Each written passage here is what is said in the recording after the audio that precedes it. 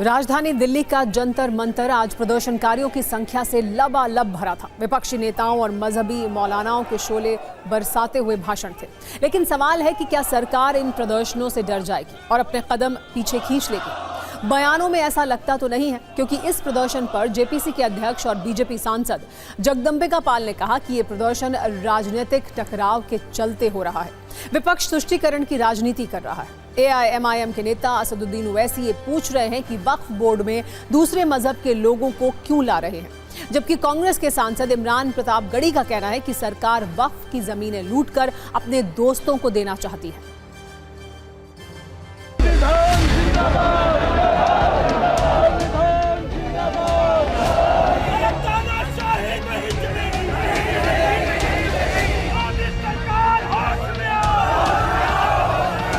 Parliament सामने की मस्जिद आप देखते हैं ना, वो सरकार कहती है हमारी प्रॉपर्टी है। कल कलेक्टर ऑर्डर करेगा और नोटिस लगा देगा गवर्नमेंट प्रॉपर्टी। वही तो कर रहे हैं। और हिंदू धर्म में, सिखों के धर्म में, जैन धर्म में, बौद्ध धर्म में उनके जो मजहबी बोर्ड्स हैं उसमें तो कोई उन्हीं का मजहब का नहीं बन सकता है। यहाँ पर आप कैसे बना रहे हैं फिर? हम इस बिल से सैटिस्फाइड नहीं है, संतुष्ट नहीं है। कॉन्स्टिट्यूशनली ये बिल वैलिड नहीं है और आवाम इस बिल से खुश नहीं है, तो उस बात को हम लोग यहाँ पर एक डेमोक्रेटिक तरीके से उस बात को उभारने की कोशिश कर रहे हैं।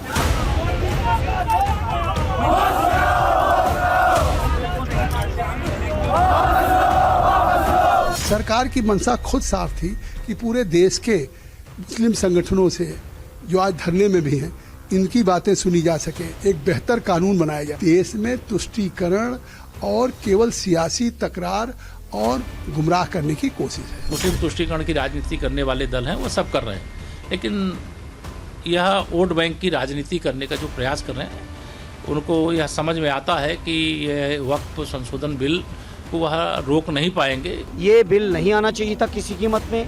मैं आज भी सरकार से कहूँगा कि अपनी जिद छोड़ो और देखो कि देश के मुसलमान भाई क्या सोच रहे हैं, उनकी भावनाओं का सम्मान करो और इस बिल को वापस करो।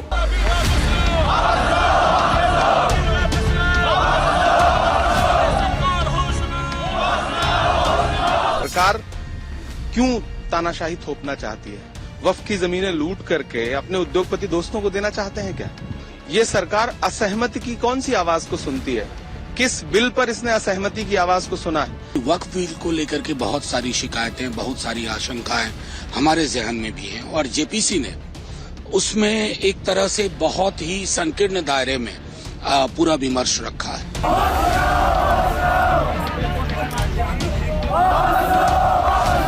ये वक्फ संशोधन बिल नहीं है, बल्कि वक्फ तबाही बिल है, वक्फ बर्बादी बिल है। और इसके लिए हम कह चुके हैं कि ये वक्फ बिल नहीं बल्कि सांप का बिल है। ऐसा लगता है, जाहिर होता है कि बोर्ड को सियासी लोगों ने, पॉलिटिकल पार्टियों ने हाईजैक कर लिया है। अब समझना ये जरूरी है कि all India Muslim personal law board इस बिल का इतना विरोध क्यों कर रहा है और सरकार इस पर क्या कह रही है। All India Muslim personal law board का कहना है कि इस बिल से वक्फ बोर्डों पर सरकार का नियंत्रण बढ़ जाएगा। सरकार का तर्क है कि बेहतर प्रबंधन और पारदर्शिता लाना ही उसका मकसद है। All India Muslim personal law board का कहना है कि सरकार इस नए बिल के जरिए वक्फ संपत्तियों को अधिग्रहित कर सकती है। सरकार का तर्क है कि कुछ संपत्तियों को लेकर विवाद और भ्रष्टाचार के आरोप लगते रहे हैं, जिसे दूर करने के लिए संशोधन जरूरी है। All India Muslim personal law board का यह भी आरोप है कि यह विधेयक धार्मिक संस्थाओं पर सरकारी नियंत्रण की कोशिश है। सरकार का कहना है कि इसमें महिलाओं को भागीदारी देने के साथ ज्यादा समावेशी बनाया जा रहा है। अब सवाल यह है कि क्या वक्फ संशोधन बिल का मामला पहुंचा कहां तक है। 8 अगस्त 2024 में केंद्रीय अल्पसंख्यक कार्य मंत्री किरण रिजिजू ने लोकसभा में वक्फ संशोधन विधेयक को पेश किया था। 8 अगस्त को ही इस बिल को संयुक्त संसदीय समिति के पास भेजा गया था। 13 फरवरी 2025 को बजट सत्र के पहले चरण में वक्फ बिल पर जेपीसी की रिपोर्ट संसद में पेश हुई थी। जेपीसी ने 655 पन्नों की रिपोर्ट दी थी, जिसमें कई बदलाव शामिल हैं। अब इस पर अगला एक्शन बहस और पारित होना बचा हुआ है।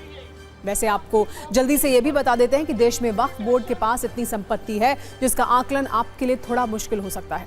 भारत में वक्फ बोर्ड के पास सेना और रेलवे के बाद सबसे ज्यादा संपत्ति और जमीन है। भारतीय सेना के पास सबसे ज्यादा जमीन है, ये 18 लाख एकड़ में फैली हुई है। दूसरे नंबर पर भारतीय रेलवे है, इसके पास 12 लाख एकड़ जमीन है। और फिर 9.4 लाख एकड़ जमीन देश के अलग अलग वक्फ बोर्ड के पास मौजूद है। यानी वक्फ बोर्ड के पास जो 9 लाख एकड़ जमीन है, उसमें दिल्ली जैसे करीब करीब 3 शहर बस सकते हैं।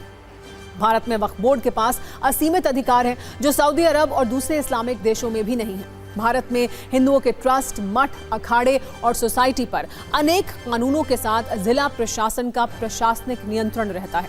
लेकिन वक्फ बोर्ड के मामले में ऐसा नहीं है और अब सरकार जब पंजा कस रही है तो इस पर काबिज लोगों का दर्द बढ़ रहा है। वैसे इन सब के बीच सूत्रों से खबर यह है कि सरकार ईद के बाद वक्फ संशोधन विधेयक को पास कराने की कोशिश कर सकती है। अभी रमजान का पवित्र महीना चल रहा है, लिहाजा रमजान का महीना बीतने और ईद के बाद इस बिल को संसद में चर्चा के लिए लाया जाएगा।